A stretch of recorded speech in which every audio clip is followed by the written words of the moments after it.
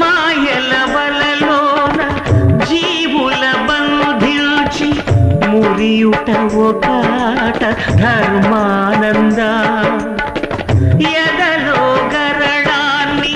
మధుర సుధగా మార్చి నవ్వించుటొక ఆట మోహానంద పసిగణ